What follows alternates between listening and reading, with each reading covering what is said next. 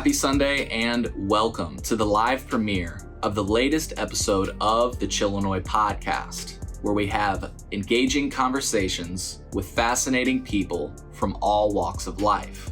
Today, I am so thrilled to have Justin Leiby as our guest, and I can't wait to delve into the data he's collected for the state of Illinois and to discuss some of his insights.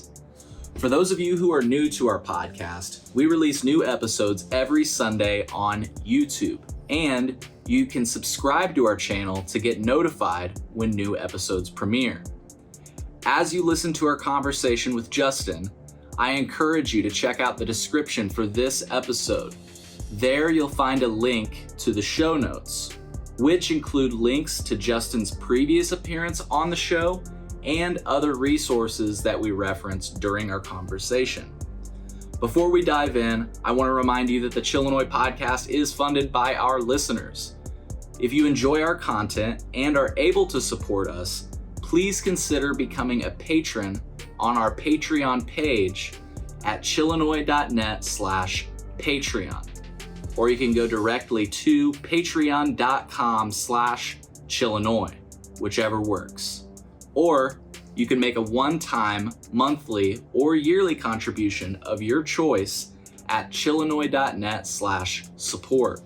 And if you can't support us financially, please leave a positive rating on your preferred podcast platform. Your support means the world to me, and frankly, it helps me to continue doing this show. We have several new episodes of the Chillinois podcast available on our Patreon page right now. Some of the guests include newly licensed cannabis operators in the state of Illinois, licensed sex workers in our series on the legal sex industry, and most recently, I interviewed members of law enforcement. That's right, the police. You can stream all of that and more at patreon.com/Chillinois. And without further ado, sit back, relax, and enjoy the show. Today's show was recorded live across the street from the Business Instructional Facility in Champaign, Illinois. The BIF, as it's commonly known, is a state-of-the-art facility that houses the Gies College of Business at the University of Illinois in Urbana-Champaign. The BIF is an impressive building that boasts cutting-edge technology and innovative design features. Its classroom, labs, and study spaces are equipped with the latest tools and resources to support student learning and research. But the BIF is more than just a building. It's also a symbol of the importance of higher education in our society and of the critical role that institutions like Gies play in preparing students for successful careers in business and beyond. At Gies, students have access to world-class faculty, top-ranked programs, and a supportive community that fosters innovation and excellence. Through experiential learning opportunities, leadership development programs, and industry partnerships, Gies students gain the skills and knowledge they need to succeed in a rapidly changing world. So, as we record our podcast today, we're reminded of the incredible value that institutions like Gies and the Business Instructional Facility provide to our communities and to society as a whole. And I'm so honored to be here to share this moment with Justin Leiby. Justin, please reintroduce yourself to our audience. My name is Justin Leiby. I'm an associate professor of accountancy at the University of Illinois Gies College of Business.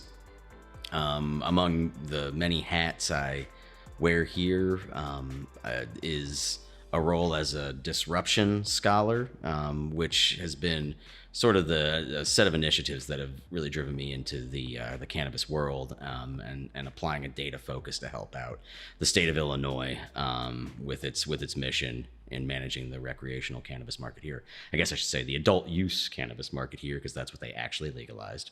And I'll also be starting a 12-month role as a faculty in residence at Discovery Partners Institute in Chicago. That's a collaboration between the city of Chicago, the state of Illinois, and the university system, with some like early stages of trying to set up something called the Cannabis Research Institute. Oh, cool. That'll be yeah. So stay tuned to that. We That's exciting. probably won't talk much about that this time, but moving forward, it should be some cool stuff. Yeah, no, but in the spirit of everything I started with, you can see why I'm so excited about that, right? I can imagine. So yeah. Well, that's really cool. As I said to you last time we spoke, as I kind of just led with, I'm so happy to see the embrace from higher education, and I always struggle not to make a pun regarding higher education, but right. So you can't. It's low hanging fruit. If you don't pick it, it's going to just fall on your head. It's just right there. Yeah. So remind folks. So you were on the podcast before. Yeah. That's why I said reintroduce yourself. Just to get right to brass tacks, you helped the state of Illinois conduct what is it called? Study. I'm sorry. So what we did, I just called it a diversity survey. Yeah. The CRTA, which is the act that legalized cannabis and a cannabis market in the state of Illinois, requires the Cannabis Regulation Oversight Office to collect data and report on diversity, equity, and inclusion and barriers to entry on an annual basis. The collection of data that we really led and helped the state with was to be the foundation of that report. There was a press release that went out from the CROO. That's the Cannabis Regulation Oversight Office, if I say CREW. Yeah. You had the former director, Danielle Perry, who's an amazing person. You had her on at one point. I can talk to her, Aaron Johnson, her replacement, hopefully at some point. Yeah. But the CREW is required to provide this report once a year. They hired a firm out of Peoria called the Narevu Group to actually do the disparity study. They'll be using some of our data, and I'm sure they're going to be using some of their own stuff as well. Sure. And then an important part, the part of the agreement that I get super psyched about, is that we can use the data. I can use the data for more scholarly endeavors to learn not just about cannabis, but about kind of organizations and society beyond just cannabis. Awesome. Well, I just want to say thank you for your time in light of all that. I know that it's probably a busy gig. So Sure. You said before you had a story about Biff. Oh, yeah. I've got to hear that. So I have what you might call a history at Biff. So first of all, last time we spoke, I led and confidently said, I'm back at my alma mater, the University of Illinois, because I just always wanted to be able to say that. I just thought it'd be. I've always heard people say that, and I'm like, damn, that would be cool to be able to say. So the silly kid in me did it. Hello, Chillinois. Today I'm returning to my alma mater, the University of Illinois, to talk to Justin Leiby. Hey, how's it going, Justin? Great. Thanks for having me. By the way, I said that confidently. That's totally not true. I've just always wanted to say, I'm back here at my alma mater. But the truth of the matter is I do have a little bit of a history with Biff and graduations. Speaking of alma mater, I worked for a catering company and I would serve at Biff. So no kidding. The little dumpster behind Biff, I've smoked many joints by that dumpster. So. I'm happy to hear that our university police did not harass you during that time. Nope. Very nice. Yeah. Very nice. No, in fact, I did have one encounter, and they were just like, they were cool about it. They're just like, hey man, as long as like their approach was just like a cigarette. He's like, hey, you're just a little too close to the door. I like that. Yeah, I was trying to hear if they needed me. So yeah, and technically, I mean, this is a quote unquote smoke-free campus. So you're I think it's a little bit more. rules. I think it's a little bit more strict now than it was then. I don't think I think they had just started with the smoke-free campus, but we're talking like 2017. Got it. You know what I mean? So a little bit of a different time then. But yeah, nowadays pretty strict about it. So, but anyways, we're here to talk about now. Is it data from 2022? And the first time we talked about data from 2021, or am I? So the first time we only spoke in kind of generalities about the data. We didn't really get into a lot of the specifics. This was all submitted. It's technically the 2021 diversity survey. Even though a lot of the firms completed it in early 2022. Okay. So the data is going to be mostly from 2021. A lot of it's not going to have changed, though. Okay. But some of it will have, obviously. Sure. Well, and I mean, it makes sense that not a lot of it would have changed because we've not seen a lot of new businesses open up, right? No, that's exactly right. So maybe the demographics change a bit depending on if somebody went to a new opportunity or whatever, but right. Precisely.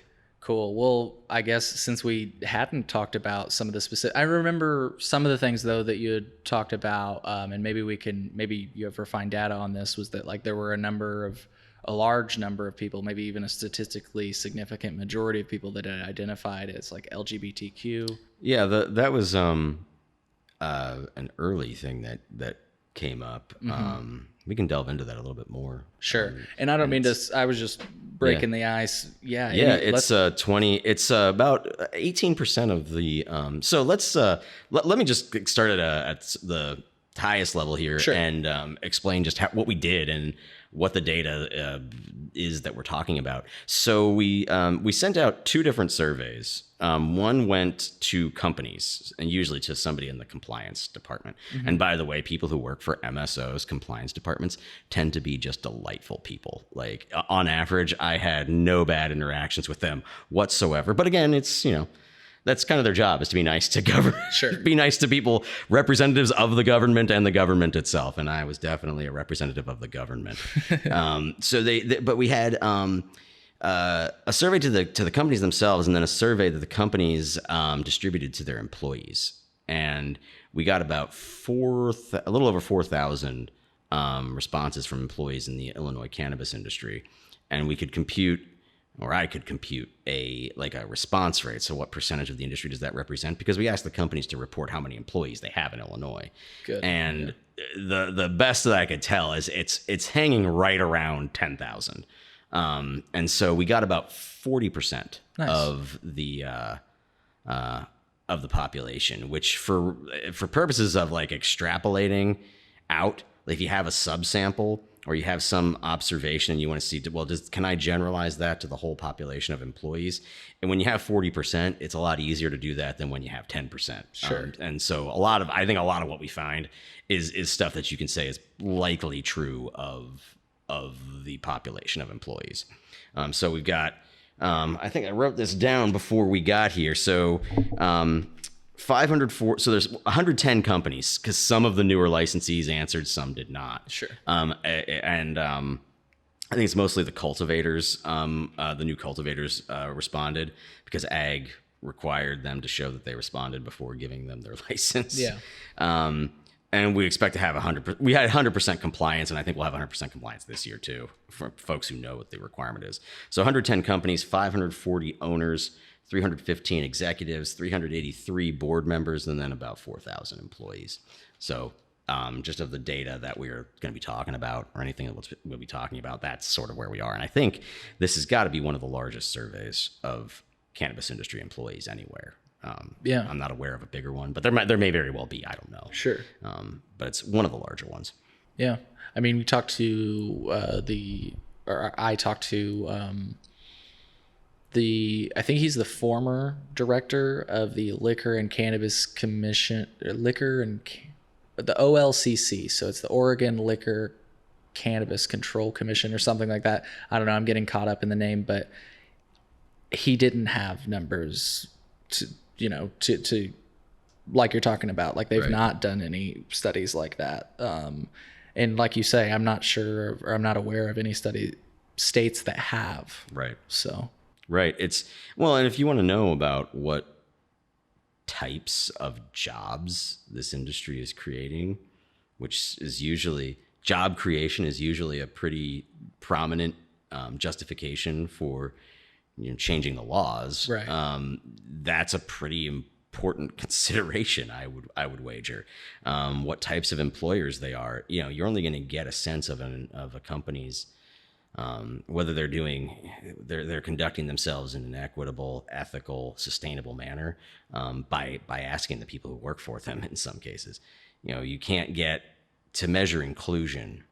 You can't ask a CEO. Do you think this is an inclusive organization? Because the CEO will feel included no matter where they are because they're in charge.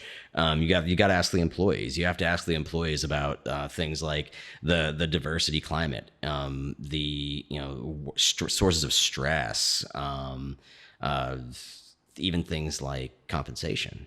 And then other like more sensitive information. You can't ask a company and expect to get a correct answer about what percentage of your employees identify as LGBTQ+, because I don't think a company's going to ask that. I'm not sure. I'm not even sure if it's legal for them to ask that, but if it is, I'm sure they aren't going to. Right, they might have affinity groups, things like that, but that's on like you can self-select into it type of basis. You're probably not going to try to like start categorizing or counting the number of folks in a given group. So the only way you can get an accurate sense of this is asking people. So we don't necessarily, I don't think we have great data on LGBTQ identification among executives, board members, owners, because that was all reported by the company. Sure. But on the employee side, there's no reason why someone would answer falsely about that. If they didn't want to say anything, they could just not respond at all, because they could just skip the question. So but there's lots of cool, lots of cool stuff in here, which we should probably talk about, right? Yeah. I don't even know where to start, really. I mean, I'm not sure either. Like I say, I only brought up the first thing just because that's all I could think of from one of the data points that stood out to me. You have a good memory, by the way. Thank you. Because that was definitely one that came up. And if you asked me like big takeaways from the surveys, that would still be one of them. Like we have a very large LGBTQ population in this industry, and it exceeds, it's on par roughly with the LGBTQ identification of Gen Z. So Gen Z, you're looking at about 20%. But the overwhelming majority of employees in this industry are not from Gen Z. They're from my cohort, so the millennials, or even the older cohorts, so Gen X and possibly even the baby boomers. So it's a meaningful, it at least appears to be a meaningful percentage. And when I talk to people who do research on, say, like organizational research on LGBTQ folks, the statement has been that 18% seems pretty big. Like that seems like a meaningful percentage. So totally. We should go, probably a great place to start is ownership. Sure. Which is something, by the way, the state even puts on their website. I think on their Instagram, they've got like the CROO has made some graphics and stuff. Yeah, I bet they have. Yeah.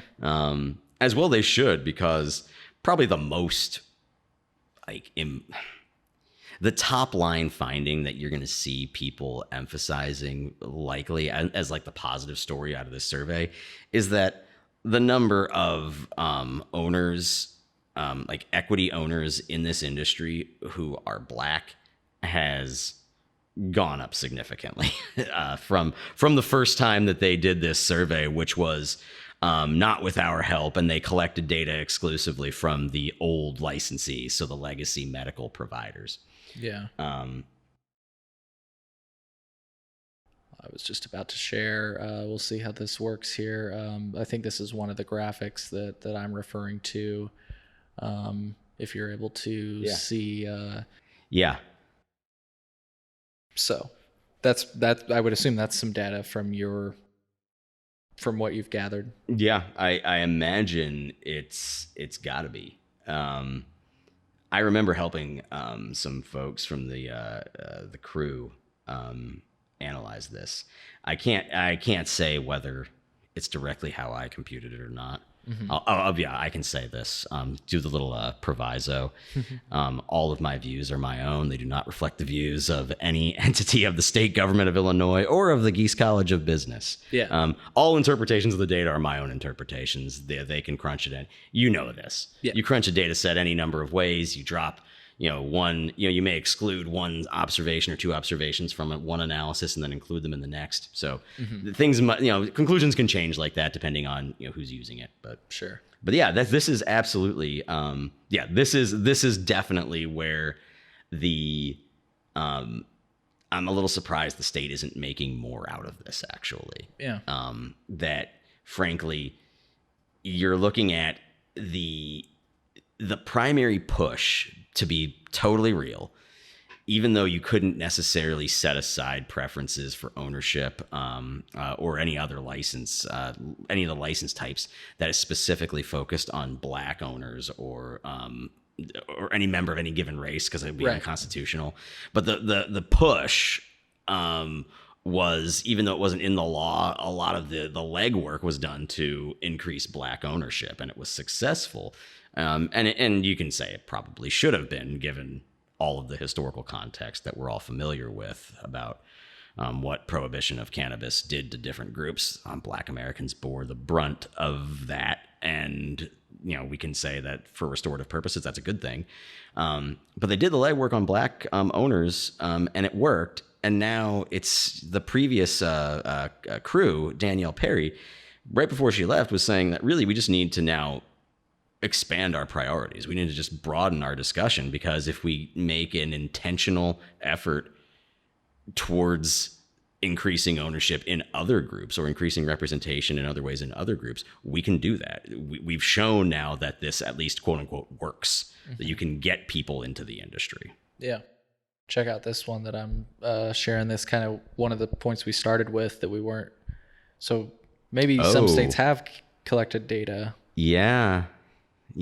So the thing, the big asterisk on this one is what we were talking about, I think, before we started the podcast here, is what counts as an owner. What does ownership mean? True. And it may be, I'd be pretty surprised if each, I'll state this a different way. I'd be reasonably confident that each state has a different definition of owner. So this is a little apples to oranges, but I actually believe it's probably true. The number of non-white owners in the Illinois industry we're talking over 50% at this point. Now, those are individual owners. So, a little bit of context that I wanted to add to this conversation. I really wish I would have brought this up during my conversation with Justin. I didn't bring it up in the moment, so here's my opportunity to do it now. I just wanted to make it known that a number of the newly licensed cannabis companies have connections to existing cannabis companies or politically, let's just say, well-connected individuals. Let me just read a few headlines. I'll post all of these articles in the show notes for this episode of the podcast. A headline by the Chicago Sun-Times: 53 pot shop lottery winners announced, including some players with deep ties to the existing industry. An article by GrownIn.com, August 5th, 2021. Almost half of today's Illinois lottery winners are from existing cannabis companies. Another article from August 19th, 2021. The big winners in today's Illinois license lottery: existing cannabis operators. And lastly, an article from September 7th, 2021. 1/3 of Illinois craft grow licenses went to politicians and existing cannabis companies. Last thought here, just to put some proof into the pudding. Some of the first dispensary licenses to actually open doors have demonstrated these connections. We've covered this on the show in the past, but in case you didn't know, for example, one of the first dispensaries to receive a social equity license in Illinois had connections to Chicago restaurateur Phil Stefani, a former police commander. And I believe there's some other connections there.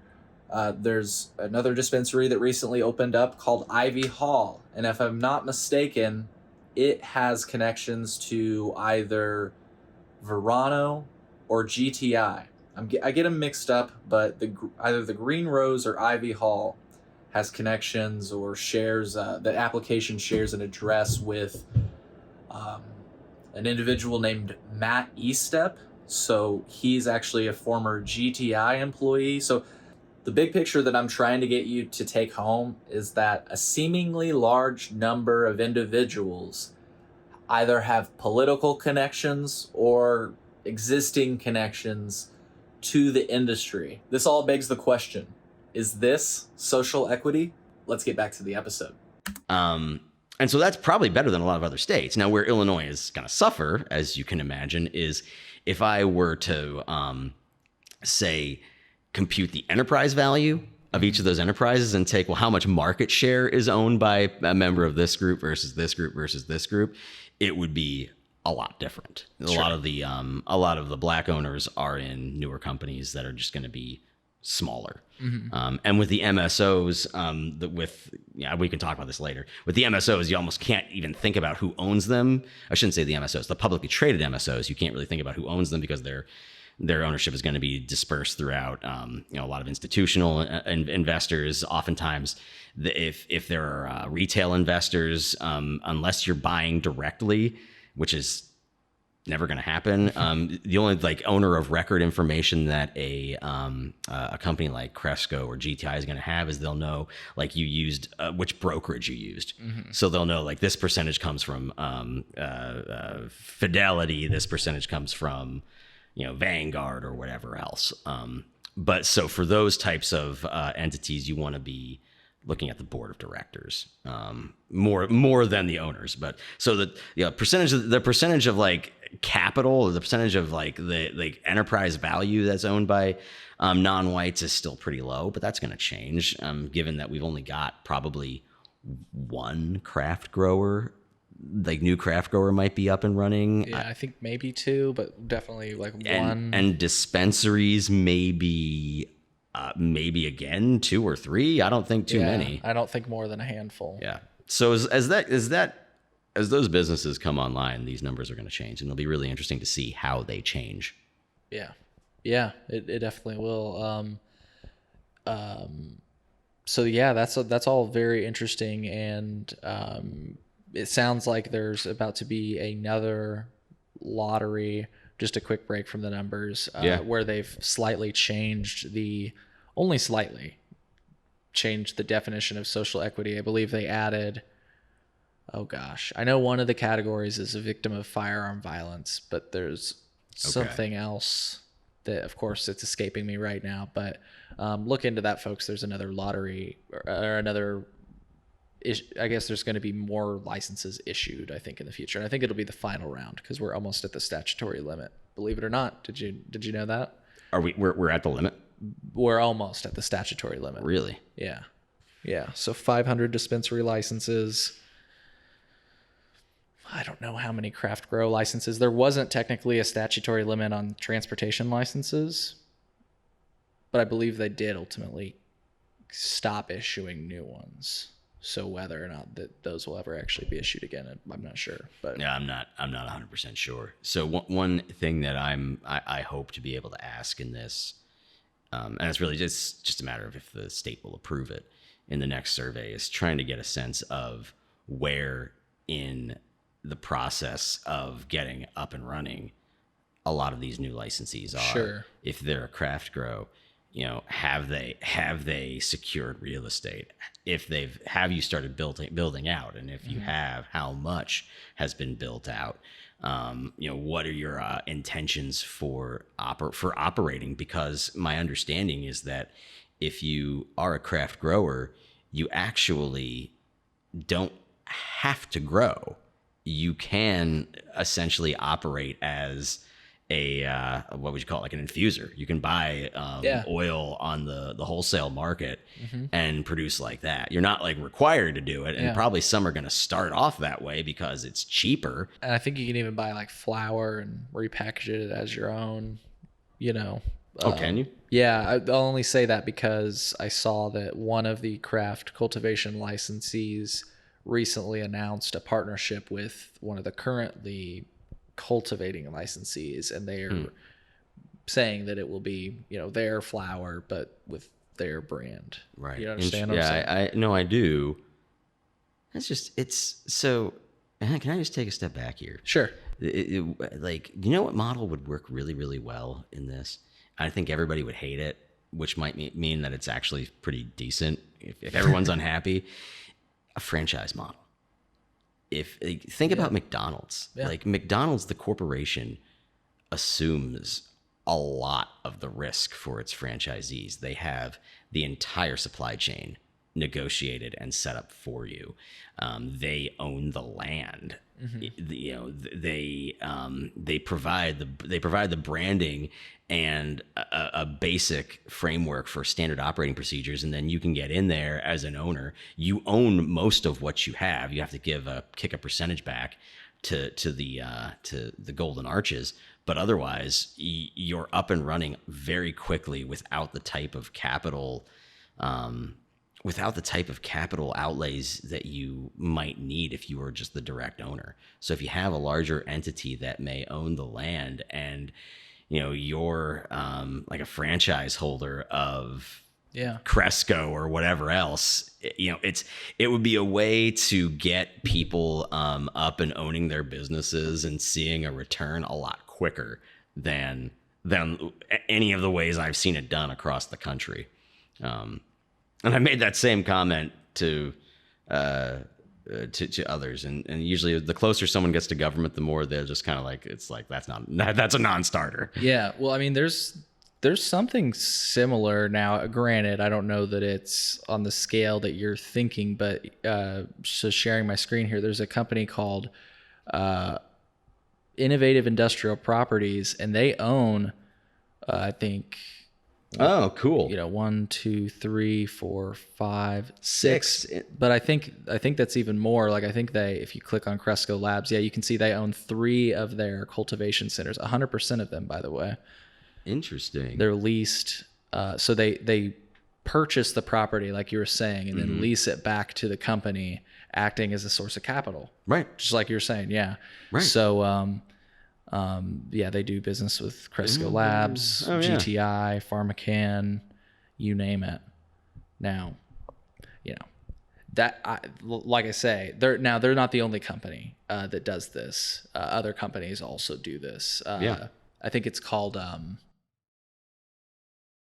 I can't think of the acronym right now for what those types of companies are called, but it's. Real estate investment trusts, a REIT. Oh, REIT. I was trying to think of the acronym.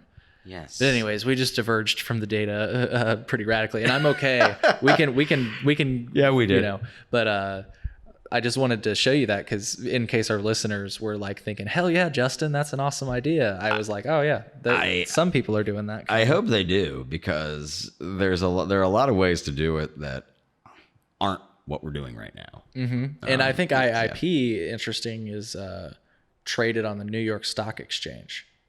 So they're like a freaking publicly traded company that's involved in cannabis. And they're not plant touching, so they just own the property.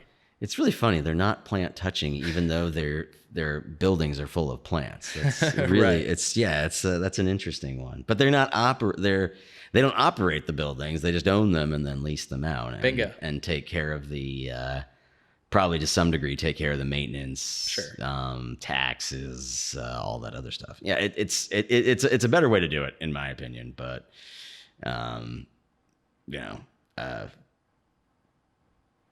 who's to say? I don't know. Yeah. Anyways, though, have I showed you any of these dashboards yet? I don't think so. So, I'm gonna throw one up. At least throw one up. Do I gotta enable your sharing? Yeah, that's cool. 1 second here. Okay, you should be able to share, I think. Okay. So, one of the things that we did, and so just as part of the research that I do, or my students who are working with me might do, it's just, you know, capturing some of this data and transforming it into something that might be useful for the state or somebody observing the industry.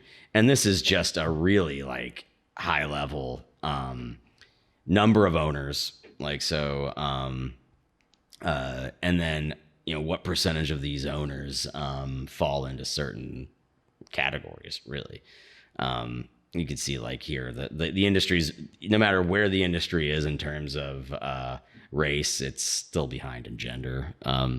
Ownership is primarily male.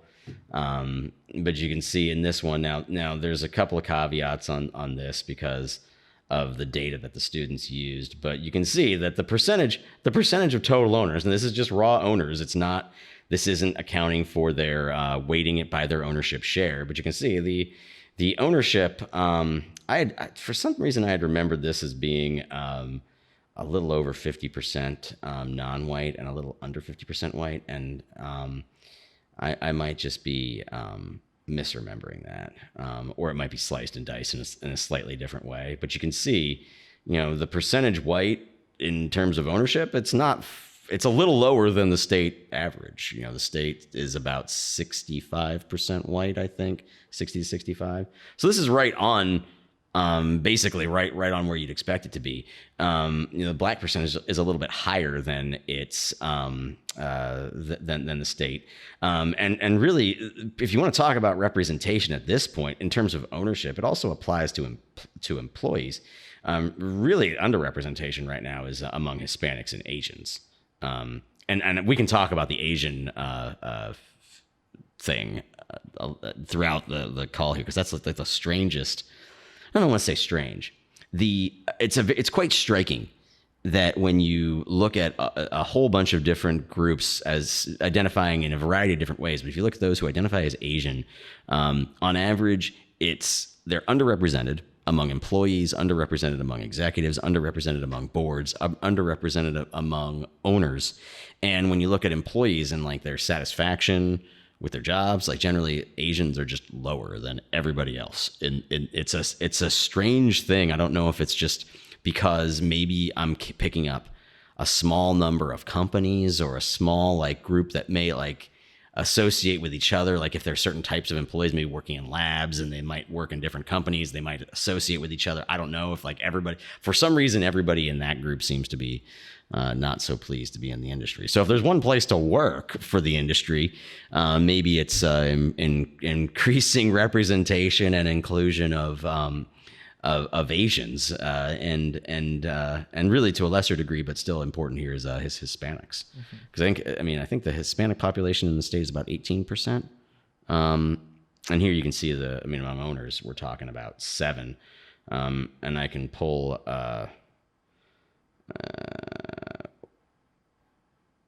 the board of directors are supposed to be on here somewhere. I can pull up executives as just one example.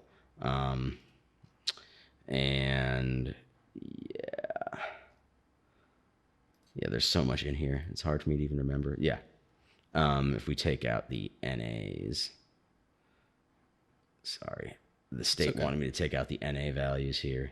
Oh, hold on a second. There we go. The racial distribution among exec. So this is executives. So C-suite executives. We're not at owners anymore. You can see it's essentially the same thing. About 3/4 male, whites about 60%, blacks a little over 20%, and then Hispanics and Asians pretty low. Yeah, Middle East, North African. This is a small sample. You can see this is 6 people makes a big difference in a small subset. So yeah, I wouldn't go as far as saying Middle Eastern, North African is overrepresented so much as it just happens to be there are 6 people. Yeah, but Hispanic should be about 3 times higher than that, and it would be less concerning if it were. It would be less striking if it wasn't in every single category. So, it's just something to think about as we move forward. The industry, it's absolutely getting more diverse at the higher levels, but it's that increasing diversity is still uneven in terms of which group we're talking about. Mm-hmm. Yeah.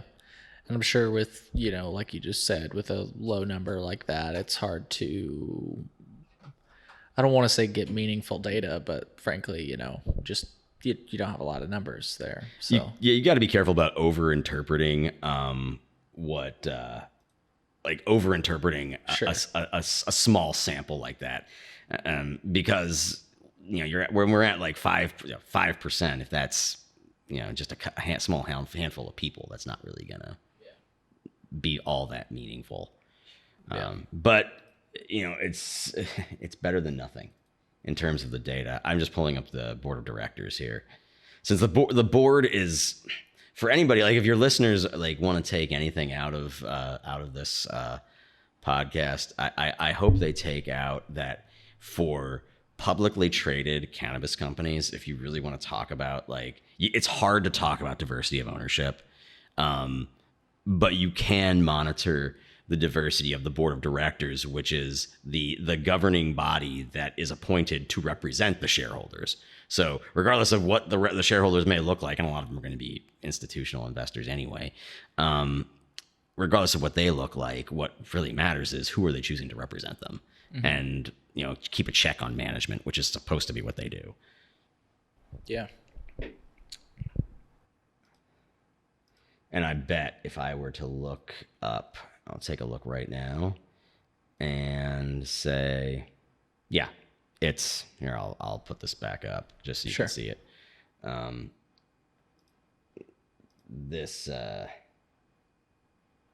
So this particular dashboard. And for folks that are listening, it's chillinois.net/video if you're wanting to watch the video version to watch what we're seeing. Yeah. So the board of directors, as you can see, again, it's the same. It's pretty. It becomes more and more safe to start making generalizations if each of these categories is lining up in the same way. If owners, executives, board members are all 3/4 male, more or less 1/4 female, we can say, yeah, it's overrepresented in males. And if it seems to always be like about 60% white, in this case, it looks like the board is maybe a little less diverse than the other groups. So that's something to watch. Because in some ways, it doesn't matter who owns the company. It's who's kind of controlling it and steering it towards its purposes, because we can't really monitor who owns, which shares of Cresco. But you can see in each case, it's, whites are clearly going to be represented very healthily. Blacks actually are approaching somewhere near what their percentage is of the state population. Hispanics and Asians, again, on the board side, just like executives and owners, are again underrepresented. And there may be cultural reasons to that. The Roman Catholic traditions, which are not cannabis friendly. Asians among employees, we could break it down into, I hate saying it like this, what type of Asian are you?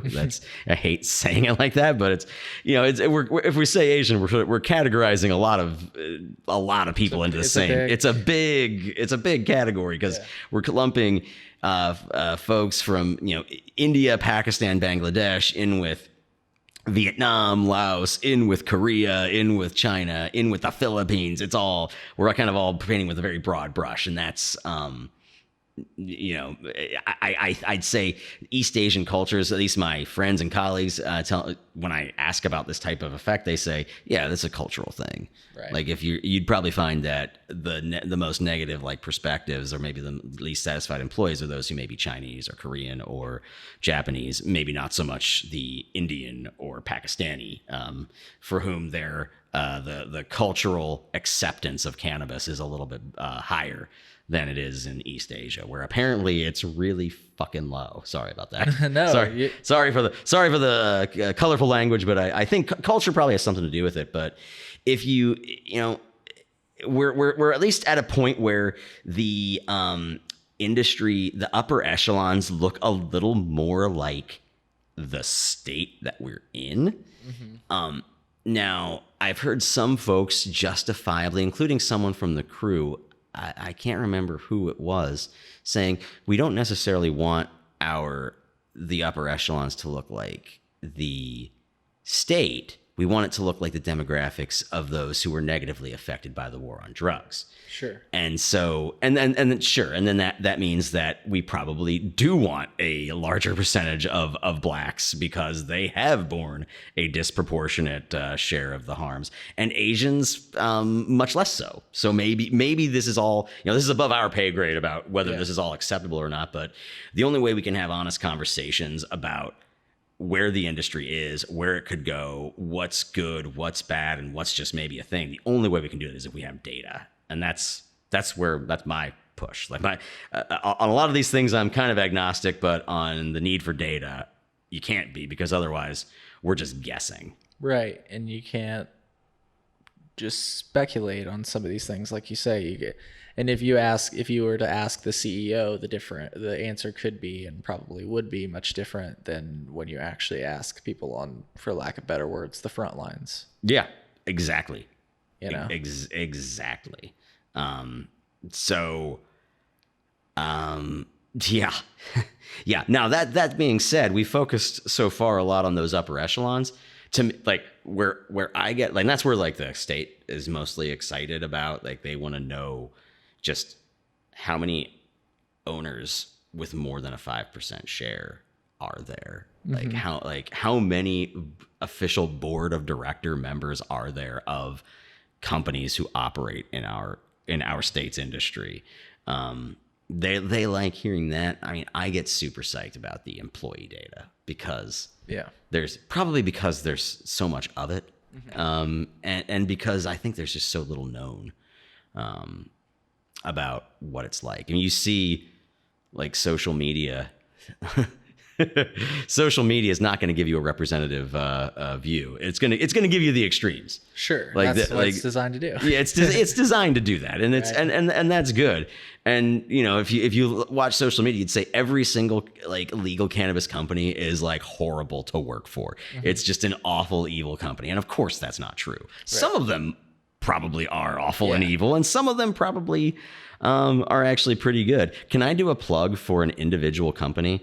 This is the only one, I swear to you, and I swear to everybody who's listening, this is the only time I will mention an individual company, but it's because they came out looking so well in this survey from how satisfied their employees were, how included their employees felt, how low the likelihood was that their employees would want to search for another job, because we measured that as well. It's Maple Glen Care Center in Rockford.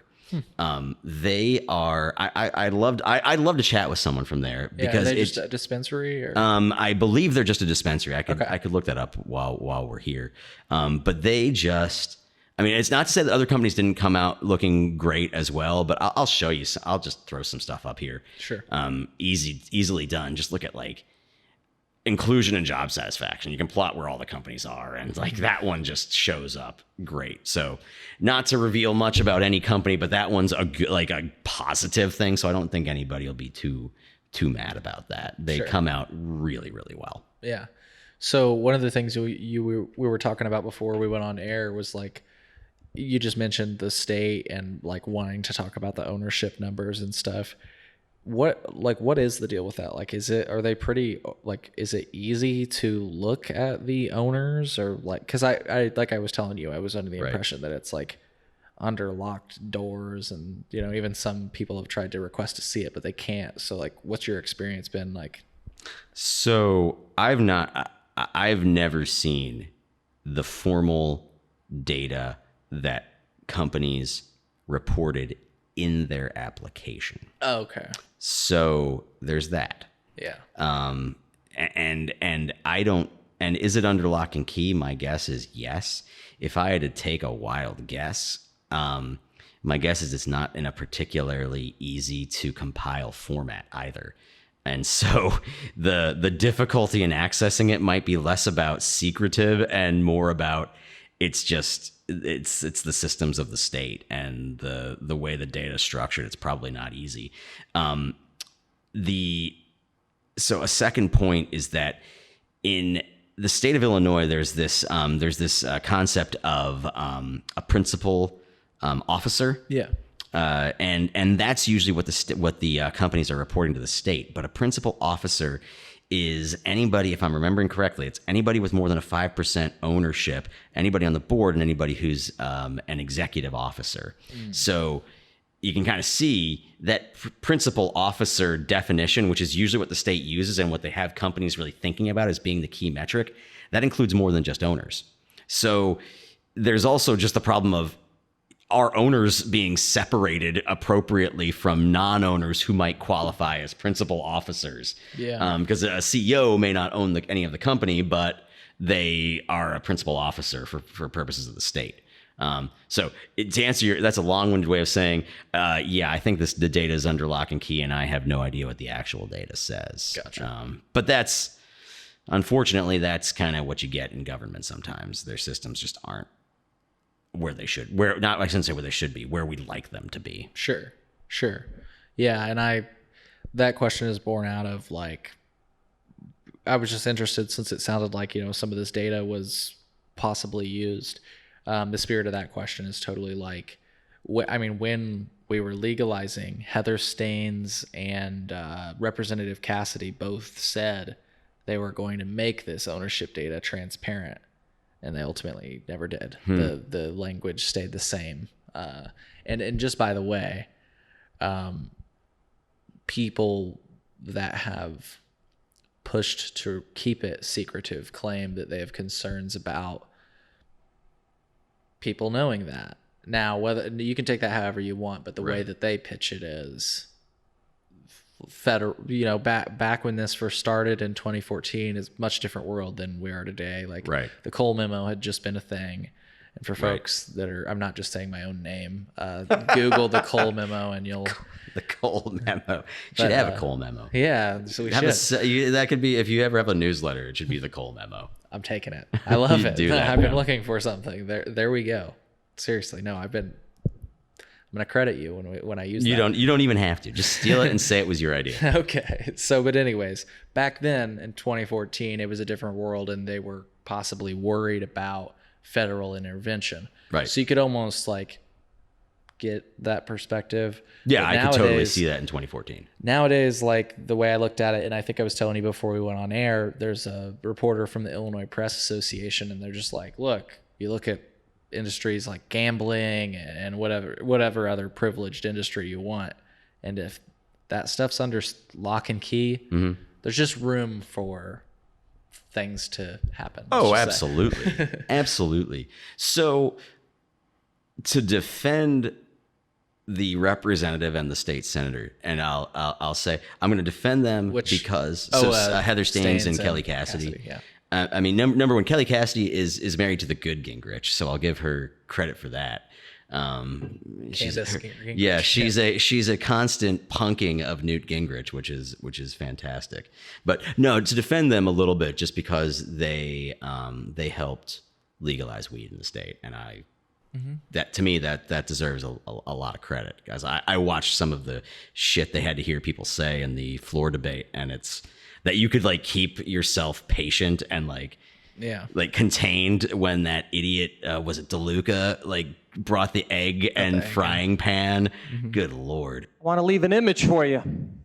You see this?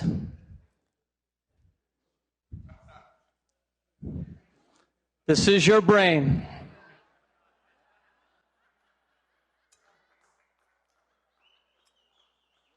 There it is, folks. This is your brain on drugs.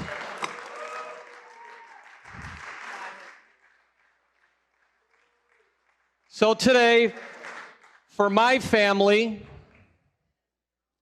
for my children, for your families, your children, and especially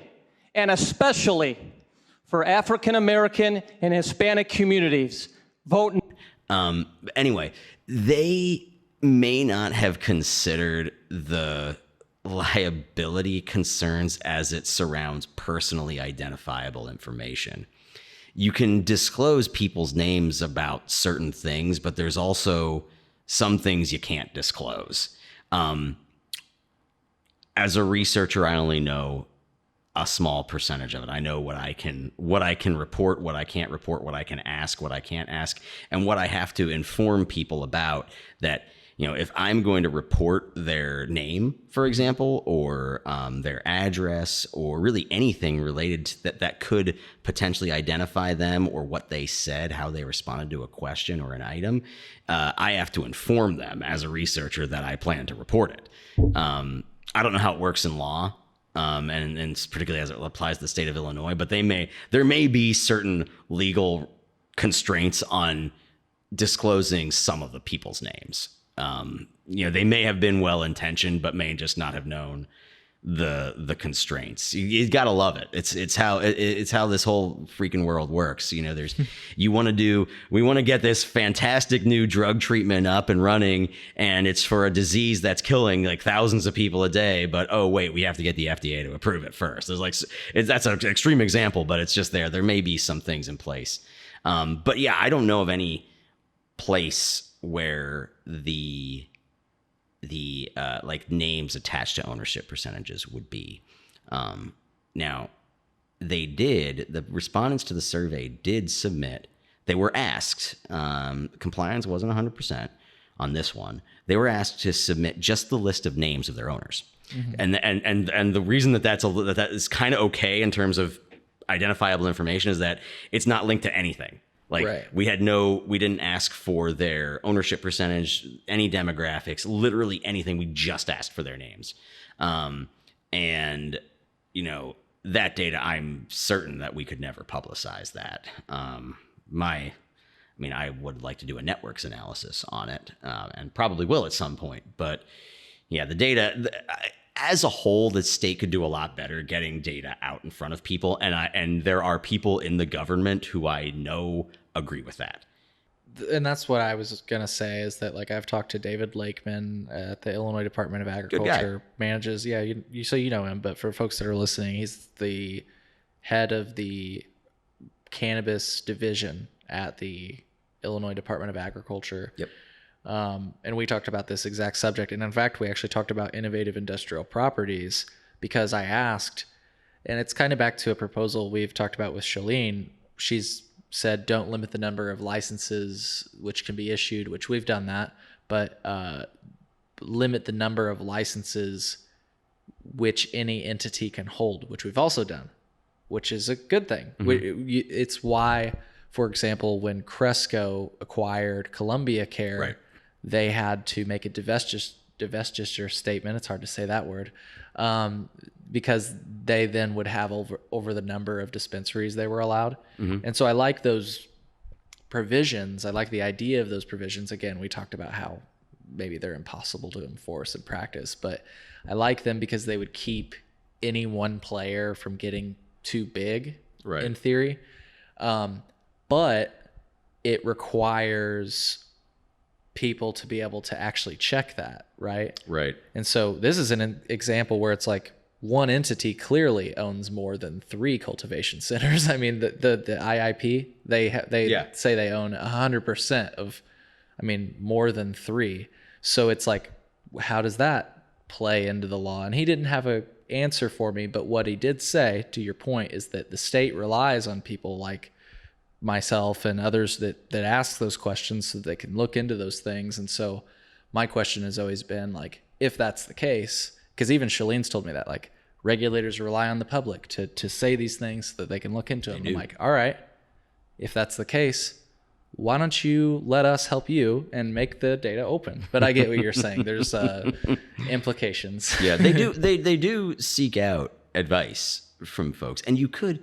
So Cole, I know we're getting away from the data, but sure, this is totally fine. You edit this after the fact anyway. You can do whatever you want. Honestly, mostly keep it free flowing. Yeah, so you're the dictator here. But anytime you put a bright line standard in place, you are inviting manipulation. You're just inviting an arms race. As an accountant, there are 2 big examples of this: the tax code, especially the corporate tax code, which is a disgraceful collection of carve-outs, special rules, bright line standards, 5% of this, 6% of that, 10% of that. Anytime you create a way for people to structure their activities in order to meet a paper standard, as opposed to in order to run their business in the best way, or provide the best information, it's always, there is always going to be an arms race towards manipulation and I don't want to say evasion, because I'll say avoidance, because in taxes it's mostly avoidance. They're perfectly legal things that companies can do, but it results in them paying no taxes. Thank you for bringing that up, because it's a main point of a movie about the Panama Papers. The movie ends with saying, like, yeah, when you commit these crimes, it's called tax evasion. Or when you do this, it's called tax evasion, and that's Correct. a crime. When I do it, it's called tax avoidance, and it's business smart. That's exactly right. So where did these ideas come from? Where most ideas about money come from? The United States of America. In the late 19th century, the state of Delaware realized it could not attract a business the same way New York and New Jersey could. So Delaware began writing corporate-friendly tax laws, hoping to lure more business. And it worked. 1209 North Orange Street in Wilmington, Delaware is home to 285,000 companies, and none of them are paying state taxes. The director of this movie has 5. Even our writer has one. But if Delaware could do it, why couldn't Switzerland or Luxembourg and Hong Kong and the British Virgin Islands? You are probably wondering, is this legal? Yes, this is called tax avoidance. Now, tax evasion is a crime. But tax avoidance, that's what put us in business, and the line between the two, we like to say, it's as thin as a jailhouse wall. Yeah, poor people are crazy, rich people are eccentric. There's a double standard that exists, and it's not unique to cannabis at all. Sure. But anytime you try to set up a system of standards, that the more rules you have, the more provisions you have, the more you're inviting manipulation, avoidance, game playing. Yeah. And, you know, my personal view on that is, yeah, and you kind of deserve it, because just because you are a government regulator doesn't mean you run the world. And doesn't make you almighty. And if you pass a rule or a law that you are incapable of enforcing, then that's on you, not on anybody else. Yeah. You know, so if you're saying, oh, well, we can't have this many more, you know, an individual or entity can't own more than 5 licenses. Well, what if they create a special purpose entity with 6 other people? Does that count? You know, if you're a regulator and you're not prepared for all the various ways in which they're going to try to evade your standards, then make simpler regulations, or just stop complaining about the avoidance. Now in Illinois, I shouldn't say that. David, I'll give him a little bit of credit, because this is David Lakeman at Agriculture, and really Aaron Johnson in the crew office and others. The regulators in Illinois, I think, relative to other states, are a little more constrained in their ability to operate, because so many of the standards and rules governing the industry are set out in the law itself, right, in the CRTA. So in order to change it, you have to change the law. David can't change the law. Right. He's got to operate. Like, he can't change the 40% rule, even if he wants to. He couldn't decrease it, increase it, anything else.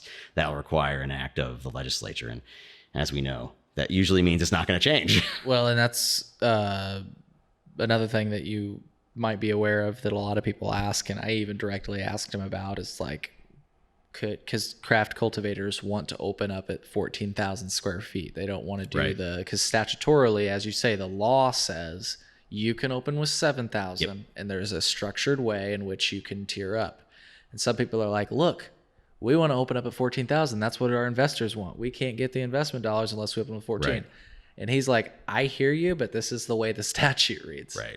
So to your point, yeah, it's not like he doesn't wish he could maybe wave a wand and make it right. happen. And in a lot of states, you can. Mm-hmm. Someone in his position in a bunch of other states would be able to have some input into the rule that he's enforcing. Yeah. And in his case, he's simply administering it. On that, I've actually offered to do a break-even analysis to really figure out whether or not companies can operate profitably at that 14,000 square foot limit. And without looking at any numbers, I can't say whether they can or can't. But start at 5 or start at 7? I can't even remember where the starting point is. I think it's 5 or 7. I'm not sure. You set up a rule of you start at 5 or start at 7 or whatever, and then you get to increase 3,000 square feet if you do this, 3,000 square feet if you do that, 3,000 square feet. Just make it 14,000 square feet. Yeah. If that's what you actually are saying is the bottom line, then just make it 14,000. We are undersupplying our legal market anyway, which I believe I've seen you say a couple of times on this podcast and other episodes. Yeah, we the issue is we don't have enough supply. We need to have more cannabis legally grown in the state. That's what will bring the price down. That's what will ultimately allow us to do the types of things we need to do. And when I say price will come down, the price will come down, but the quantity sold is going to go way up. Right. Yeah. Yeah, absolutely. Well, we should definitely get back to the idea of production and stuff like that, but I don't want to break too far from the numbers. Oh yeah, this is fine. We're going to be all over the place. Yeah. But that's the magic of this show. That's why I love, by the way, thank you for setting aside the time, because I love that we can have long form, nuanced conversations where we can kind of bounce around like this. Yeah. People enjoy it. I'm glad that folks do enjoy it. There's one item here that I think we'll get back to it. I hope. I'm trying to make sure that I've got all these indicators, because one of the things we asked of every group, we asked just about the criteria for qualifying as quote unquote social equity. So we asked about things like previous cannabis arrests. Do you live in a disproportionately impacted area, or does what is it? Do you live in one now, or have you lived in one for 5 of the past 10 years? Yeah. And then do your majority of your employees live in these places, such and such? We got some of that. I'll have to just queue it up and take a look at it. Cool. But yeah, from the higher echelons, it's moving in the right direction. Probably not as fast as anyone would like. Yeah, I mean, yeah, not as fast, not as fast as I would like, But hey, I get that there are other competing things. Right? Yeah, cannabis isn't the only thing that we're working on right now. Right, as much as I'd like it to be. Yeah, wouldn't it be awesome? Well, actually, no. Actually, I gotta say, it would be. In theory, it'd be great if the government would be working on cannabis all the time. But given what government does, chances are it would just make things so much worse. True. It's like take your average your average Republican congressman and think, okay, I do not want them thinking about cannabis at all. Actually, I'd almost prefer they never think about it, because when they do, stupid shit comes out of their mouths. So maybe we just we let well enough alone here. When they start talking about cannabis, they start bringing eggs into the General Assembly. Right. Yeah, that was a Democrat. Really? Okay. Yeah, the most buffoonish opposition to the CRTA in Illinois actually came from DeLuca and Marty Moylan, who also known as a sex toy salesman. Nice. That was his. I remember the insult just to like troll him when he was comment on anything on social media. You had to troll him at the time. But yeah, he's a Democrat from up in the Chicago suburbs somewhere. Okay. But him and DeLuca were the two bad ones. Yeah. Well, I don't mean to jump to this question if you have other things, but I was curious, what do you think? We kind of talked about different ways, and we've touched on this question a little bit, but what do you think the industry or state, rather, since it's driven, as we just talked about, it's very much statutorily driven. Right. If we wanted more licenses, we would have to pass a law for that. Or I guess the disparity in demand study could, it sounds like, end up with the CRO. From what I read, that could end up saying like, hey, perhaps we need more licenses. Like that suggestion could come out of that. Yes. But I don't know that would necessarily, it's not like that would just make it so, what the disparity study allows, there's a couple things it allows to do. My understanding, one of the more important things it allows the state of Illinois to do is it can actually provide concrete evidence of discrimination or exclusion, which will allow the state to formally specify groups that are being discriminated in a statute. Yeah. So rather than this broad catch-all kind of, right now, it seems it's pretty much the case that anybody who's not a white guy counts in Illinois. and maybe that's the way it should be. I have no idea. I'm kind of neutral on that. But if there is evidence that Group A and Group B and Group C are being discriminated against in this industry, the state can then target whatever whatever preferences might be put in place to those groups. So in order to build those preferences into a statute, you need to have that level of evidence. And at the time the CRTA was passed, it just wasn't there. So like my understanding is that's like for the industry, that's what they really want to see. They've been remarkably cooperative with this data collection effort because I believe some of them, and then at least publicly speaking, they'll say publicly, they want to help the state set aside, licenses for the groups that are formally being that we can show are being discriminated against. And whether what they'll find in that report, I have no idea. But hopefully it'll come back to that. This is what I was thinking. Had to pull up the language of the law. I'll share this on our screen here really quick. Not exactly what I was thinking of, but this is what I was referring to. So the findings and recommendations from the disparity and availability study can be used to reduce or eliminate any identified barriers to entry in the cannabis industry. And one of the things I was thinking of, but it's not exactly as I recalled it, they could modify or change the application process to reduce or eliminate barriers identified in the study. So kind of interesting. Yep, that is as far as I understand it, that's the primary purpose of the disparity study. Yeah. To sort of refine the law and target enforcement, target regulation towards where it would be most consistent with the spirit of legalizing and reducing barriers to entry. Now we all know there's only so much that the state can do to reduce barriers to entry because the biggest one is money. Sure. And that's a tough one. Yeah. That's a tough one. What do you think what do you think the industry could do, or like I said, the state, really, because that's what it comes down to. What could they do to make the cannabis industry more diverse and equitable? Well, I'll throw out this one. I don't home grow. Sure. But we should legalize home grow for adult use purposes. Yeah. Obviously, right now you can only home grow if you're medical. Now I don't know what the enforcement is like, but that's not finally the point. Right. So that's kind of an obvious one. And that's not going to make the industry more equitable, but that will make the entire cannabis domain more equitable. If you want it, you grow it. Right. And it would arguably end the criminalization of cannabis, which is the need for equity, right? Correct. Like that's what's funny is we talk about the disproportionately impacted groups. It's like, what were they disproportionately impacted by? Was it the policies?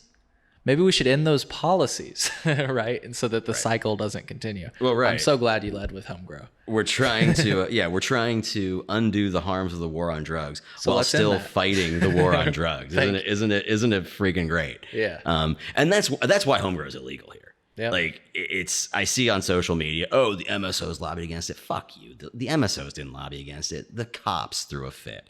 We all, if you were paying attention, we all saw them. Like there were stupid comments like, well, if we're in a house, how are we going to know if this plant is for medical or not? Well, it's like, number one, they have a card. Mm-hmm. And number two, probably more importantly, what the fuck are you doing in the house to begin with, officer? Like, right. Well, one of the things, I don't care. One of the things that I think Representative Cassidy or Senator Staines fielded was somebody saying, well, if the point of legalization is to, regulate these products and to make sure the potency's in check and stuff, these home growers could supercharge their weed. And she was like, there's really a limit to what you can do. It's not like they're going to be growing like nuclear weed. Nuclear weed. Yeah. It's half plutonium, half cannabis at this point. Yeah. Yeah. Geez. Yeah. The supercharged weed. That's a favorite of, our prohibitionist friends. Yeah. Now I will say that PharmaCann, Columbia Care, Vireo, Gosh, there are some other names here. They didn't do it in New York, but they did it in they didn't do it in Illinois, but they did it in 2019 in New York. In New York, yep. They did lobby against home grow as part of a New York Medical Cannabis Industry Association, and it's a bunch of stupid reasons. Oh yeah, I've seen this statement. Columbia Care, Etain Pharmacan, The Botanist, Acreage. I mean, these are a lot of companies that are in Illinois, so I think that's where they're not the biggest ones in Illinois, but they are here. Right. Now, here's my thing about the companies. I hear what you're saying, that law enforcement definitely led the charge. In fact, for the very first time, I interviewed a member of law enforcement. I didn't hear it yet, but that sounds like a fun And one. he talked about, he was, listening to what the Sheriff's Association had to say, exactly what you said, like what you remember is exactly right. That was happening. They led that charge. But here's my problem. While those cannabis companies may not have been holding hands with the police, they certainly weren't, I don't feel like, being vocal enough about why this is an issue. You know what I mean? Oh, they weren't fighting back hard enough? Oh yeah, absolutely. They weren't fighting back. Some of them will say, because we've even been the people who will be like, look, these companies, they lobby against home grow. And Curaleaf has reached out to us specifically, and it's been like, look, we support home grow, but we support limitations on home grow. And it's like, here's my thing. Whatever your stance is on home grow, I would just want them to make more. Like, if you're going to be a cannabis company and you're going to be that leading the charge, please lead the charge for the cannabis community. Right. I just feel we're lacking in that. Yeah. That's all. Since we're in this realm right now, since we're just going on tangents, Sure. I'm just going to follow this down the tangent. Let's talk about home grow. Yeah, it should be it should be legal. There's no of all the activities that have, and the reason it's not legal is, again, it's the cops, and it is the backwards thinking that people have about cannabis in our society. Home grow imposes the absolute lowest cost on society of any type of cannabis purchase, consumption pattern you can imagine. It is somebody growing their own shit in their own home to consume, for the most part, in their own home or the homes of others who are their friends or colleagues or associates in some way. Yeah. There's that imposes almost no cost on society.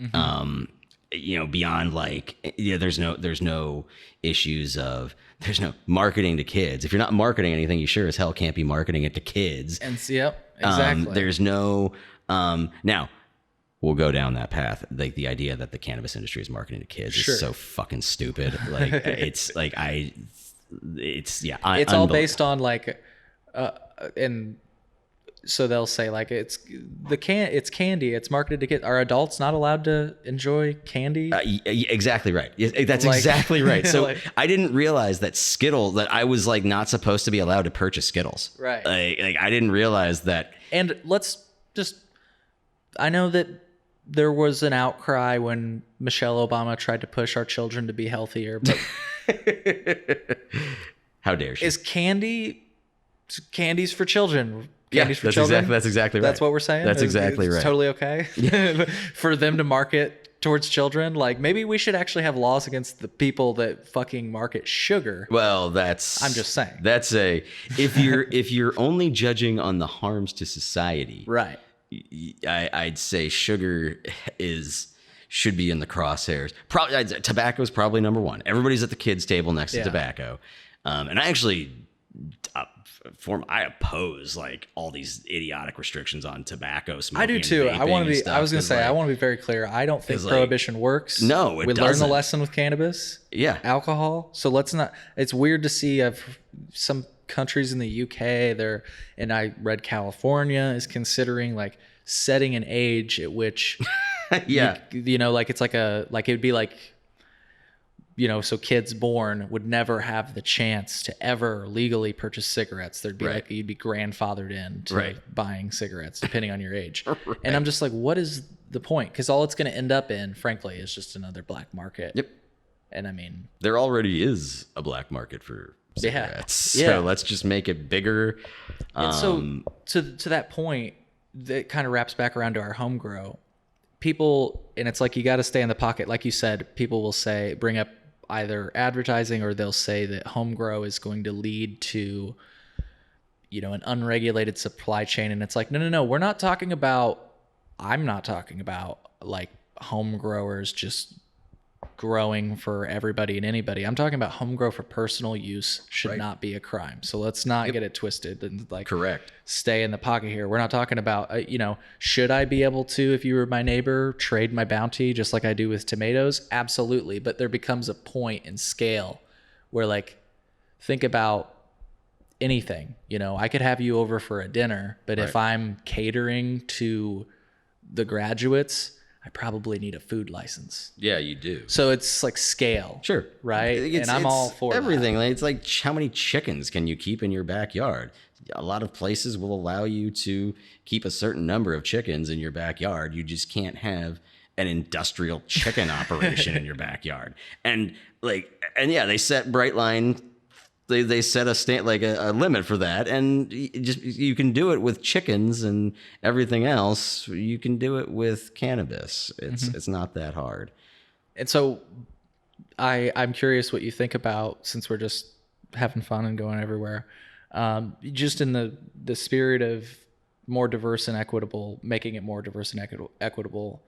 Like I said, the commissioner for Oregon didn't have the numbers. Right. What he told me was, he said, I bet you, Cole, that our numbers are better than Illinois because of how we started with the open licensing. Oh, right. Yeah. And, you know, you talk about barriers to entry. They made it as simple as, like, you pay for a license, you get a license. Now the question becomes, and this is the critique, and I'm talking from David Lakeman and others that support how we, and I'm not saying that David Lakeman supports how we did it. He has to just enforce the law how it is.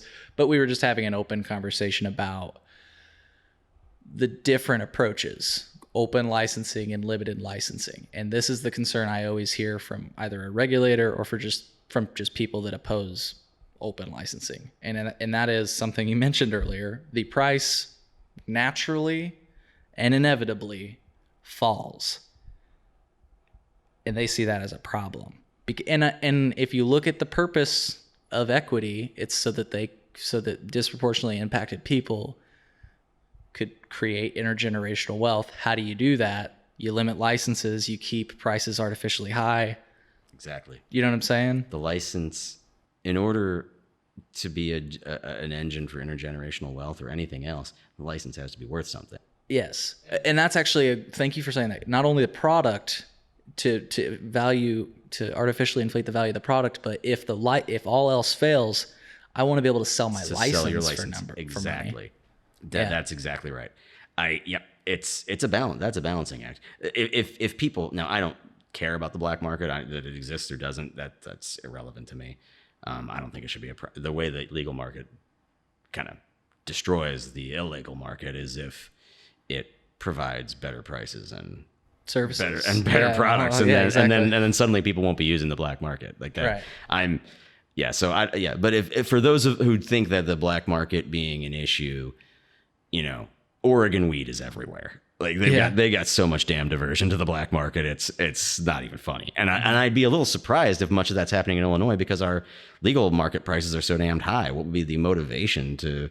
Now you might see illegal product being sold on the legal market. I don't know, but there would actually be an incentive for that. There wouldn't be an incentive for the other. But yeah, there's Oregon weed everywhere.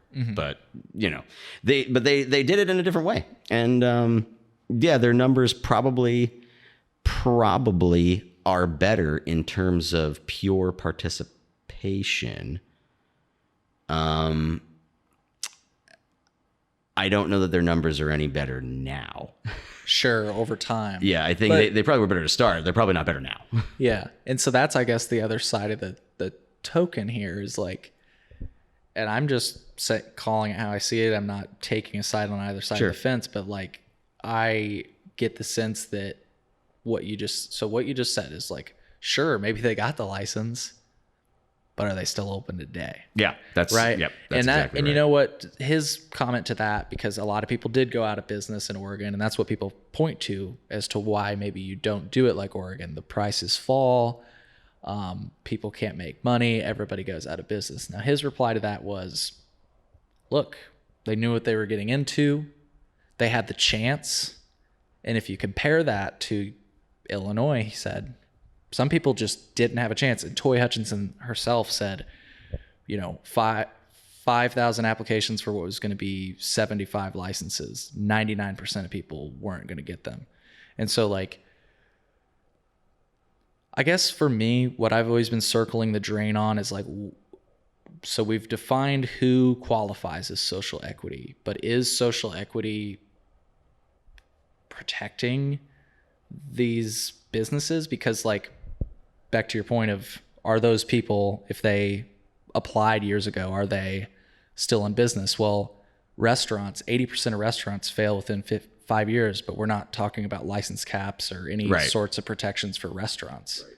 So, like, what are we doing? There's too many competing priorities. You're doing all of these things trying to prop up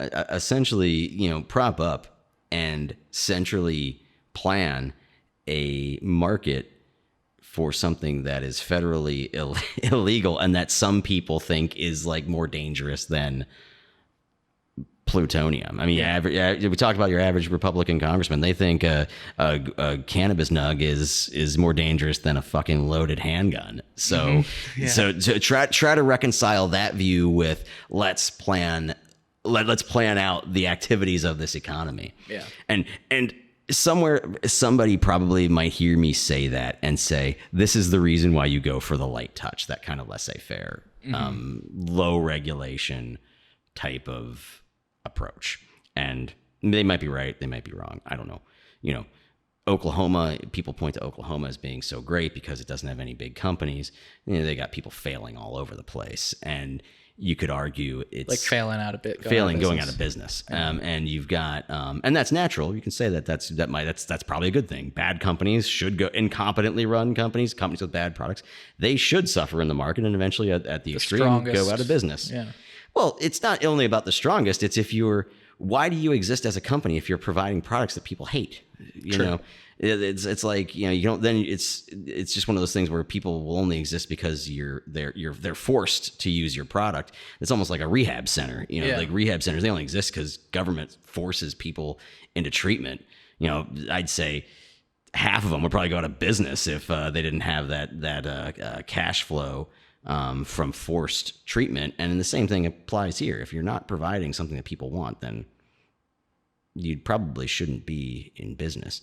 But with the Oklahoma situation, you also don't want a situation where the government is taking advantage of people, charging them for a license that the government knows they can't translate into anything worthwhile. Right. And I don't know if that is happening. I don't know much about Oklahoma. It's been a long time since I've been to Oklahoma, but I hear it's a totally different world. No, but I mean, to your point, it is. Like, from what I understand, I think I just read that they have a moratorium on licenses, which means that the way that it used to be, what we're kind of referring to, I don't know how long that's going to last, and I also don't know how long that's been because I literally just learned about it. Yeah. If you would have asked me like earlier this week, I would have told you that the way that it works is you can just literally go on a website, pay some nominal fee. I think it was like $250 or I don't even know. It's not that crazy. And by the end of the day, or even by the end of the transaction, you have a piece of paper that says you can operate a cannabis business.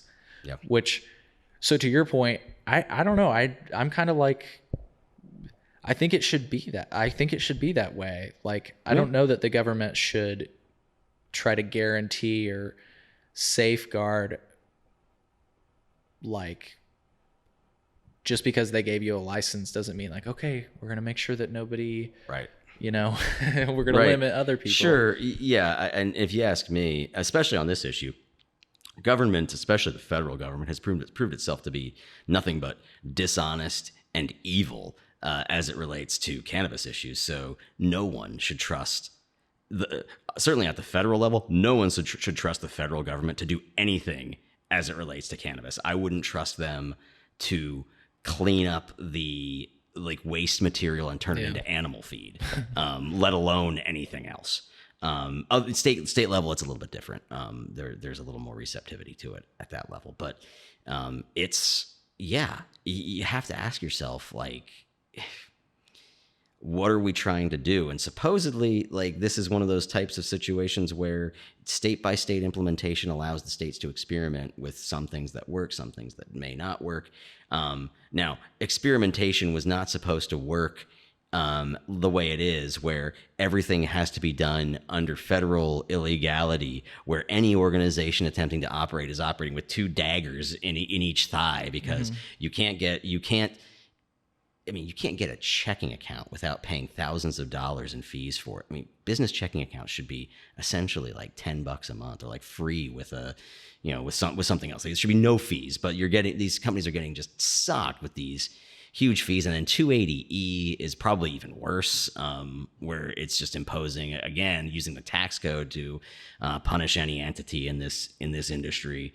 And then going on to it, you have all of the public stigma, the inability to do any kind of transacting across state lines. That's just a nightmare. I don't know if that the laboratories of democracy were intended to work like that, but supposedly, this is supposed to be how it goes. And then maybe we'll see which one works best, and then kind of choose that one, or maybe we'll just have a patchwork of 50 different markets the way it is. And that's it's not great, but it's not so different than the way anything else works. We have 50 different sets of insurance regulations. We have 50 different sets of bar associations. Literally any professional certification is done at the state level. So there are 50 different sets for whether it's accountants, lawyers, doctors, engineers, barbers, architects, and go from there. Right. So it's an opportunity to see what works best in theory, but ultimately we're going to get to see probably is, a bunch of things that don't quite work the way we want them to, because you've got this kind of umbrella of federal illegality kind of affecting the way you can really conduct this business. Like, the Oklahoma market would look different if those entities could get affordable bank accounts and weren't like getting just destroyed on their federal tax liability. Maybe there would be more companies surviving and they wouldn't be going out of business as much. Yeah. I can't necessarily blame companies failing on their bad products, maybe, or even on like the laissez-faire attitude that Oklahoma has. Maybe it's just like federal illegality creates parameters that are too narrow for some entities to survive. Yeah. And, one of the things with regard to federal illegality that David Lakeman mentioned is, so I use this example for you in the past, and I use it with a lot of my guests. And I know we've laughed about this because while we may agree in theory, obviously this is pie in the sky, but you remember the tomato model? Oh, yeah, the tomato right? model. It's pie in the sky. Yeah, it's pie in the sky. Right. It's we can agree it's the end goal, but whether or not it's achievable in this climate and this day and age. Yeah, it's not useful to talk about it as though it's an alternative at the moment. At the moment, yeah. Right. And so I used it though when I talked to David Lakeman, and one of the examples he gave is that, because of this federal illegality, that model can't apply because, in some states that produce too many tomatoes, the price falls. It's the Oklahoma thing, right? Or the Oregon thing, Oklahoma thing, whatever, both of them.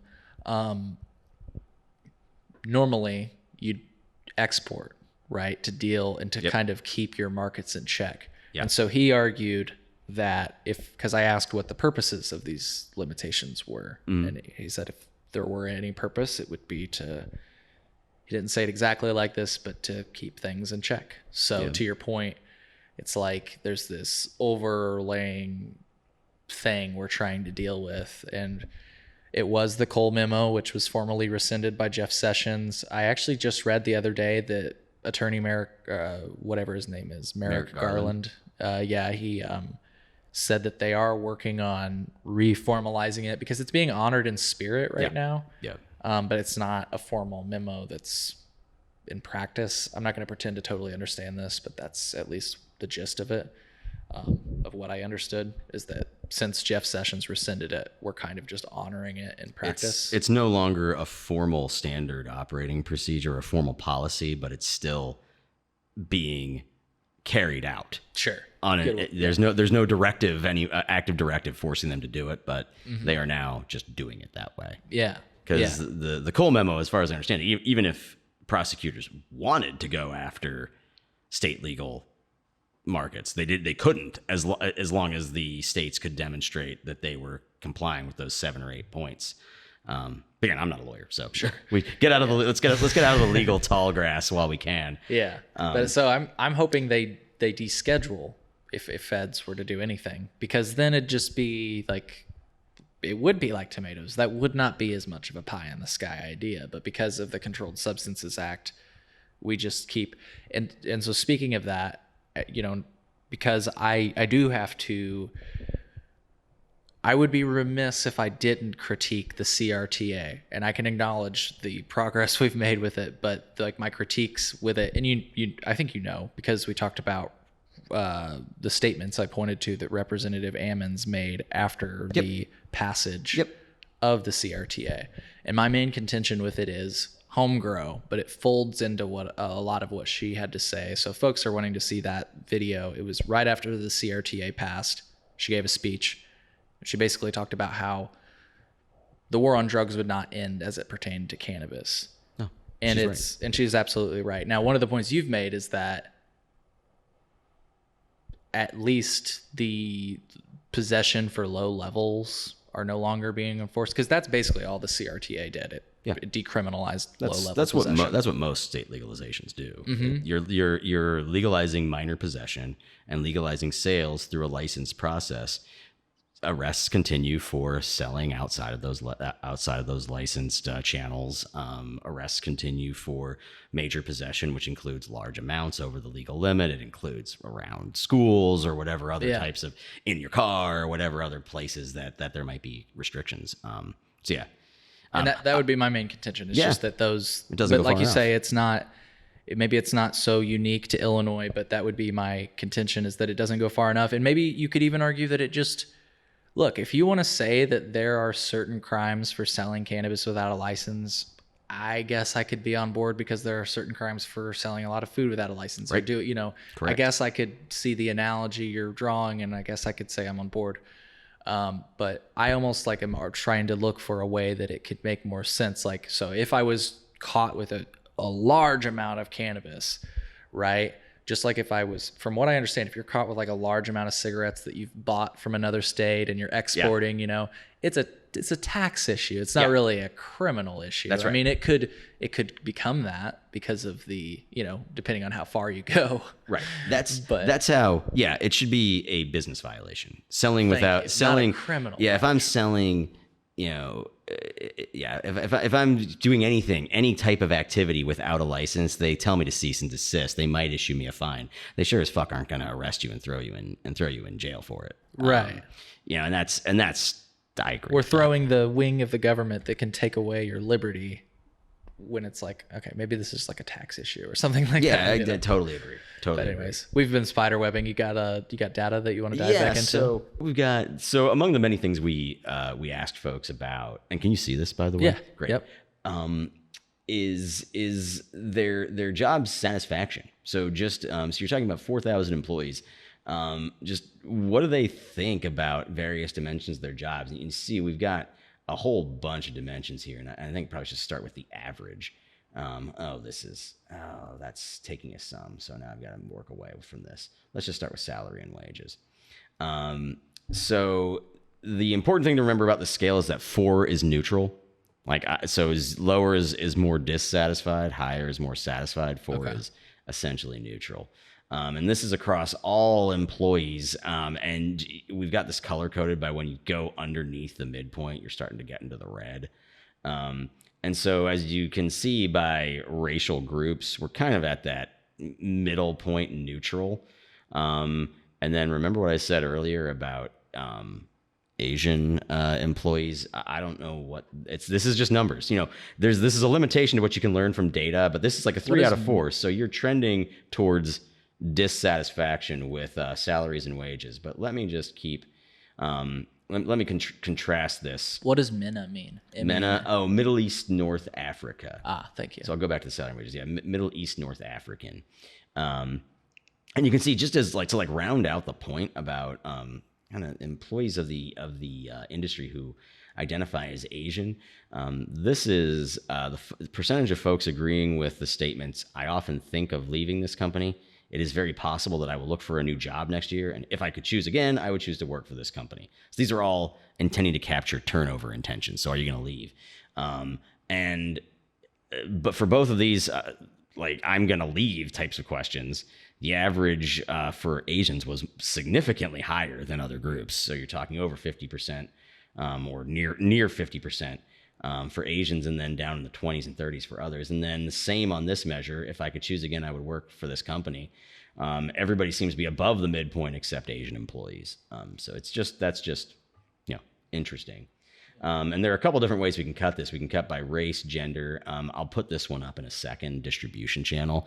This is the students misinterpreted one of my instructions. Distribution channel means, is it a dispensary, a corporate headquarters, or a cultivation center? They just use the wrong term, but that's okay. And then by college education. But we'll just look at the job satisfaction with, because this is helpful, because this is data. So I'll give us a caveat that this is not like a narrative. This isn't like the story for what's underneath the data, but it just gives you the data. Understanding the why it may require a little bit more. But if you look at elements of job satisfaction, like salaries, wages, you see we're at best average, maybe in some groups trending negative. I want to say retirement benefits gets us to that same place, these elements of compensation. But let's look maybe at something different, like chances to help people. Keep in mind the scale tops out at 7 here. 4 is neutral. 7 is highly satisfied. So everybody in every group, regardless of their satisfaction with the compensation, is satisfied with the element of the job where they get to help others. Same with let's talk about relationship with peers. Folks seem to really enjoy working with the peers in the company. Let's talk about this is one I'm not sure that I remember. So things like the challenge of the job. Generally speaking, this is a small group, Middle East, North African. Not that it's unimportant, but there's a small number of observations going into this.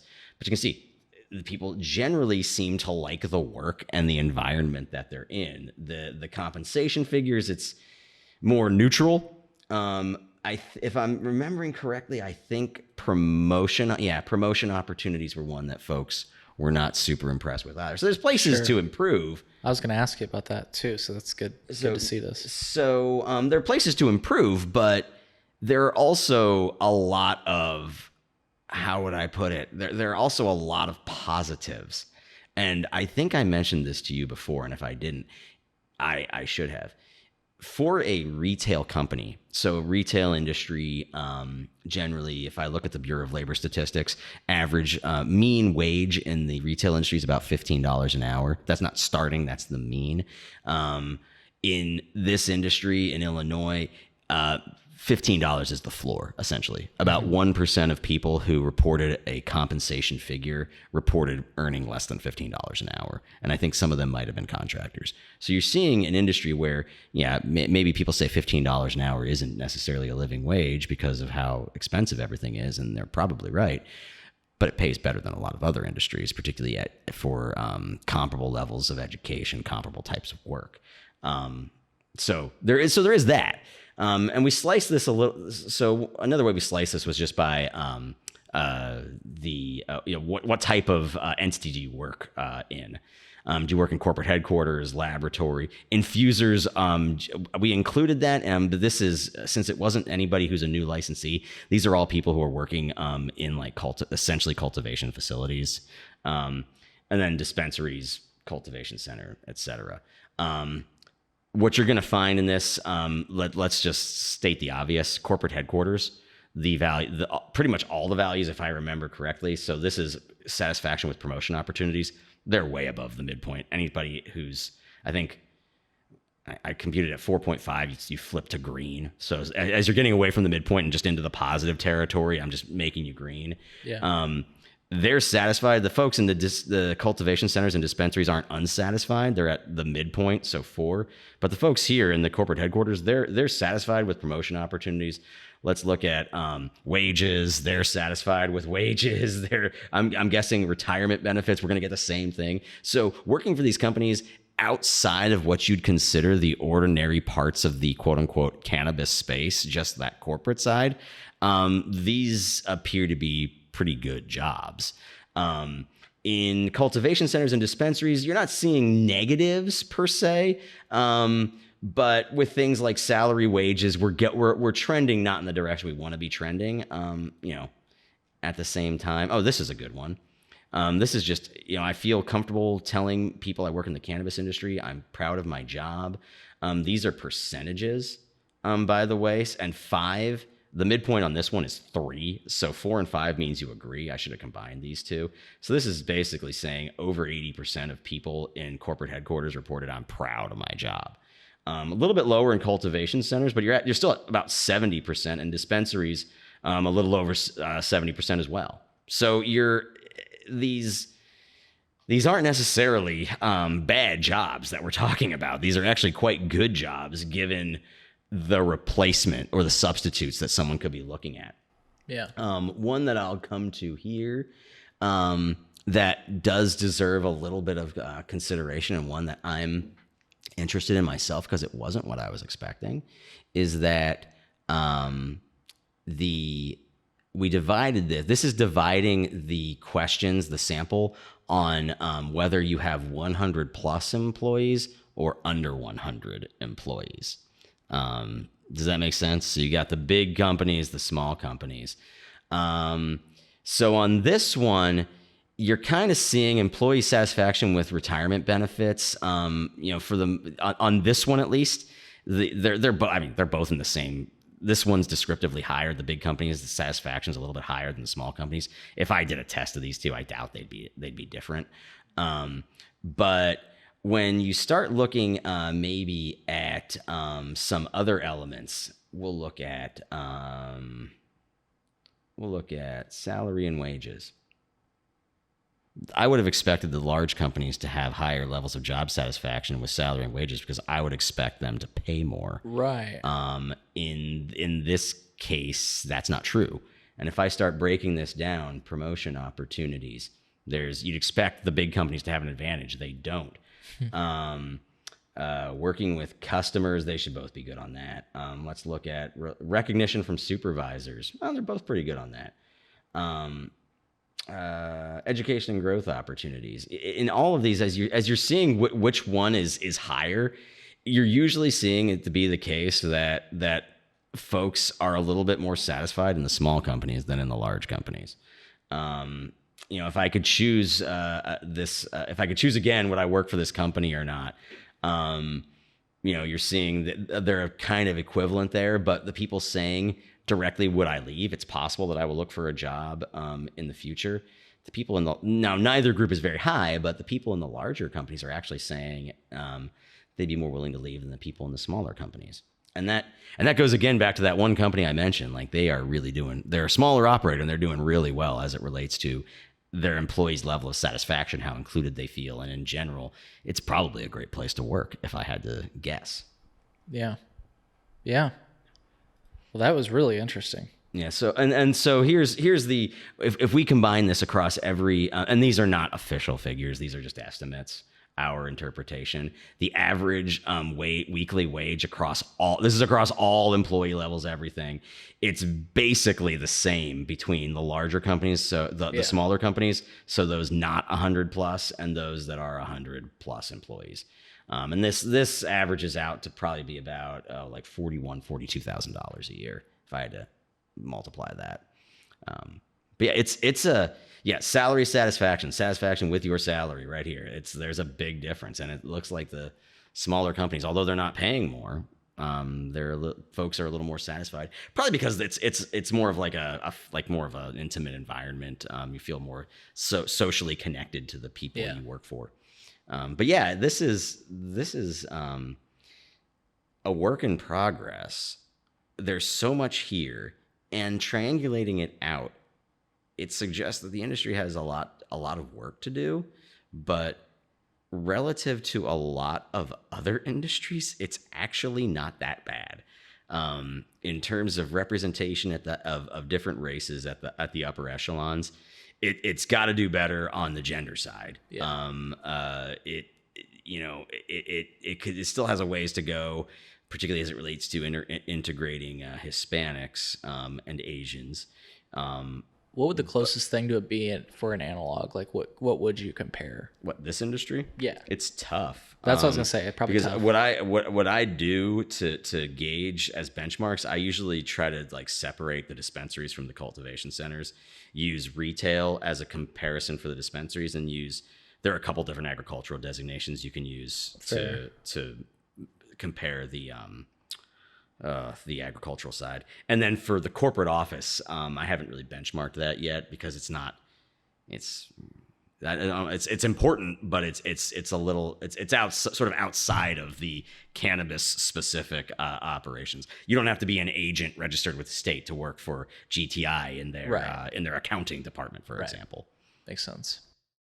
Well, cool. Well, again, I know we're at the top of our time, but anything else that you wanted to mention before we break? I really appreciated your time, and yeah, man, this is I'm gonna have to great. look back at this because there's a lot of numbers we went through today that were very interesting. I'll have to look back and absorb them. Oh yeah. Believe it or not, I from what I was originally going to do, I really pared down the numbers because there's a lot. Sure, there's a lot we can do, and then when you start taking the crosstabs of like, well, let's look at percentage of not just blacks or females, but black females, or black males. Like the numbers get smaller and smaller, so it's harder to make reliable interpretations of the data. But sometimes the insights can get pretty interesting. And just as and the other thing that I want to plug out here, I am not LGBTQ myself, though I have made several public comments about how important it is for us to consider and take a closer look at this group because, as we look through this stuff about, who's more satisfied, who's less satisfied, there are some dimensions where you're looking okay. You have salary, wages, mentoring, customer satisfaction, et cetera. There are other areas where if we drill down into it, you're going to find that LGBTQ employees, don't feel as included in their workplace. If there is any difference in satisfaction, it's going to be a little bit lower, and it's important for us to understand why so many folks in one group are selecting into this industry, and possibly even hint, it might wind up having to be a criteria for social equity recognition as well. If the federal government recognizes sexual orientation as an allowable criteria, then the state of Illinois might consider doing so as well. Yeah, very interesting point. Well, this will be the first time I broke the third wall today, or the fourth wall. Is that what it is? Fourth wall? I think it's the fourth wall. Yeah, fourth wall. Butchered it, but that's okay. Well, I hope you found value in this episode of the podcast. We'll see you on the next episode. Justin, thank you so much for spending your time. Looking forward to the next chat we have.